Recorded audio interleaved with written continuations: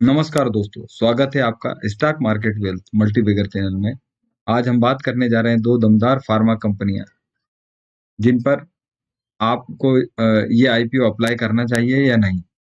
तो सबसे पहली जिन दो फार्मा कंपनियों की मैं बात कर रहा हूँ उसमें है एंथम बायोसाइंस और एस्टन फार्मा।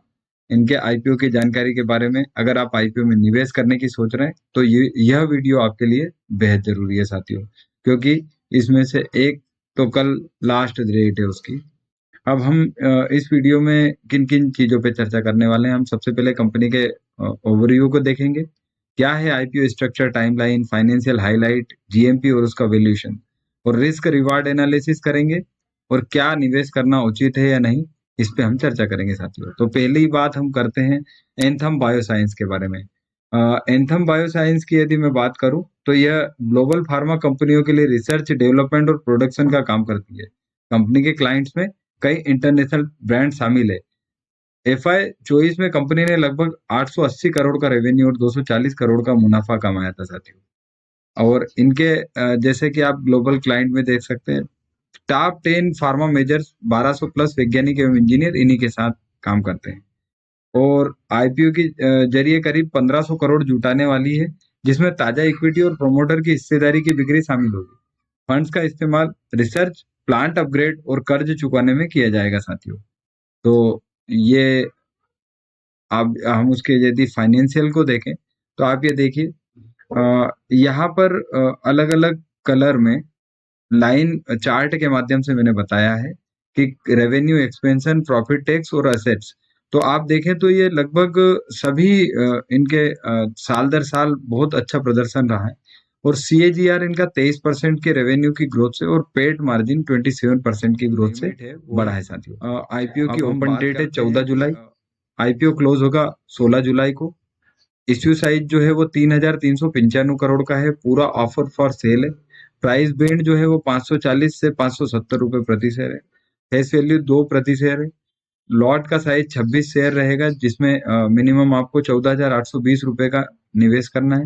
बीएससी एनएससी दोनों पे ये लिस्ट होगा। कॉन्ट्रैक्ट रिसर्च और मैन्युफैक्चरिंग में इनका जो मेन काम है, जैसा मैंने आपको पहले बताया था। जीएमपी 10 जुलाई को 97 प्रति शेयर थी, जो अभी 110 के समथिंग है। अनुमानित लिस्टिंग गेन जो है वो 22% है, 2600 प्रॉफिट।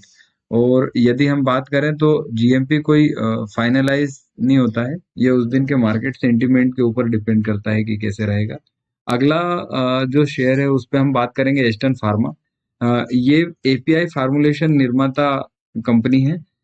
इसका भी पोर्टफोलियो काफी डाइवर्सिफाइड है। इसका प्लांट गुजरात में है, डब्ल्यूएचओ जीएमपी सर्टिफाइड है। 600 प्लस एम्प्लॉय है। और सबसे मेन इस पे आप फोकस करने की कोशिश करना साथियों, ये गुजरात में है इसका प्लांट। और आज की तारीख में हमारे देश के तो पीएम भी गुजरात के ही हैं। लगभग सभी जगह गुजरात के ही लोग हैं। तो हम भी आजकल गुजरात की जो कंपनियां रहती हैं उन पे ज्यादा ध्यान देने लगे। तो साथियों, कंपनी फार्मास्यूटिकल्स और अपने ये न्यूट्रास्टिकल्स प्रोडक्ट्स बनाती है। एसएमई प्लेटफॉर्म पे लिस्टिंग होगी, इसलिए जोखिम हो सकता है इसमें थोड़ा सा। अब इसके भी प्रॉफिट, आप ये गिरे हुए मत सोचना। साथियों, इसकी कोई लिस्टिंग थी ही नहीं जब तक डीआरएच भी फाइनलाइज नहीं हुआ था। और आज ये जब मैंने वीडियो बनाया था तब तक इस पे 26,000 कुछ प्रॉफिट दिख रहा है, केवल एक लॉट पे, जो इसकी जीएमपी के आधार पे। और ये इन्होंने मई का भी आज रिजल्ट जारी करके अपने और बढ़ा दिया है उससे। तो ये देखिए आप, एसेट्स बढ़ी, प्रॉफिट और टैक्स भी अभी इस क्वार्टर के ऐड किए हैं उन्होंने। आईपीओ जो है वो कल समाप्त होने वाला है। इश्यू साइज इसका 27 करोड़ का है, पूरा फ्रेश इश्यू है। प्राइस बैंड 115 से 123, फेस वैल्यू 10 है। लॉट का साइज 2000 शेयर है। बीएससी एसएमई दोनों पे लिस्टेड होगा। फार्मान्यूटिकल कंपनी है ये। इसकी जो जीएमपी है 10 प्रति शेयर थी, जो अभी बढ़ गई है साथियों। और अभी तकरीबन 26,000 इसका लिस्टिंग गेन दिखा रहा है। स्वाट एनालिसिस यदि हम करें तो एंथम बायोसाइंस जो है, इसका स्ट्रेंथ है, बड़ा इश्यू है, ग्लोबल क्लाइंट बेस है, मजबूत जीएमपी है, रिसर्च फोकस बिजनेस है। और यदि हम बात करें एस्टन फार्मा की, तो फार्मा न्यूट्रास्टिकल्स में विविधता, एसएमई निवेशों के लिए ये अवसर है। वीकनेस जो है इसका उच्च वैल्यूएशन पे है एंथम, और प्रतिस्पर्धी बाजार है, काफी फार्मा कंपनियां हैं, आप खुद भी देख लें। और एस्टन के साथ कम इश्यू साइज है, कम जीएमपी, एसएमई लिस्टिंग का रिस्क है। अपॉर्चुनिटी की यदि हम बात करें तो एंथम में फार्मा रिसर्च की बढ़ती डिमांड, इंटरनेशनल एक्सपेंशन, इसका फायदा मिल सकता है। वहीं पे यदि हम एस्टन फार्मा की बात करें तो इसके लिए है हेल्थ सप्लीमेंट की बढ़ती डिमांड। आज की तारीख में आप जिम और लोगों को हेल्थ कॉन्शियस की तरफ बहुत ज्यादा ध्यान देते देखेंगे।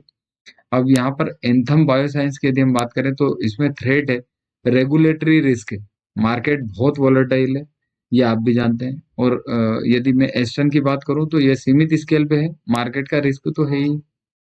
अब निवेशकों के लिए सुझाव एवं निष्कर्ष, यही हमारे चैनल की विशेषता है साथियों। एंथम बायोसाइंस मजबूत फंडामेंटल्स, हाई जीएमपी और ग्लोबल बिजनेस मॉडल के कारण लॉन्ग टर्म निवेशकों के लिए आकर्षक है।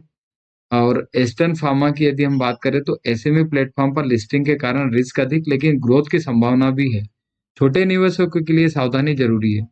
और एसएमई प्लेटफॉर्म पे आप खुद ही देखें कि सेबी ने खुद ने 2 लॉट मिनिमम अप्लाई करने का बोला है, तो 2 लाख से ऊपर आपकी आज की तारीख में आपको लगाने रहते हैं साथियों।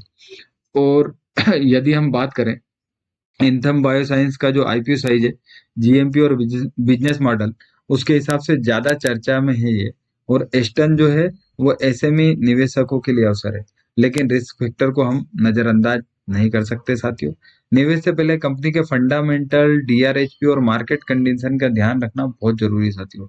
और जीएमपी केवल एक इंडिकेटर है जो मार्केट के सेंटीमेंट पे डिपेंड करता है कि उस दिन मार्केट यदि नेगेटिव रहा तो नेगेटिव लिस्टिंग भी होती है, और पॉजिटिव रहा तो जो जीएमपी दिख रही है उससे दुगनी जीएमपी तक भी जा सकती है।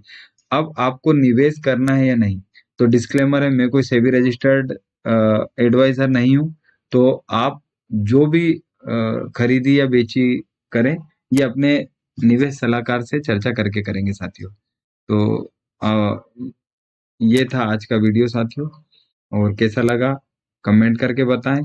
साथ ही आप दोनों कंपनियों की जानकारी हमने आपके साथ साझा की। अब निर्णय आपका है, निवेश से पहले अपने फाइनेंशियल एडवाइजर से सलाह जरूर लें। अगर आपको ये वीडियो पसंद आया है तो लाइक और शेयर करें, चैनल को सब्सक्राइब करें ताकि आपको आने वाले हर आईपीओ के अपडेट समय सीमा पर मिलती रहे साथियों। धन्यवाद। जुड़े रहिए स्टॉक मार्केट वेल्थ मल्टीबिगर चैनल के साथ। डिस्क्लेमर है कि मैं कोई सेबी रजिस्टर्ड एडवाइजर नहीं हूँ, तो जो भी निवेश करें वो अपने वित्तीय सलाहकार से चर्चा करके करेंगे साथियों।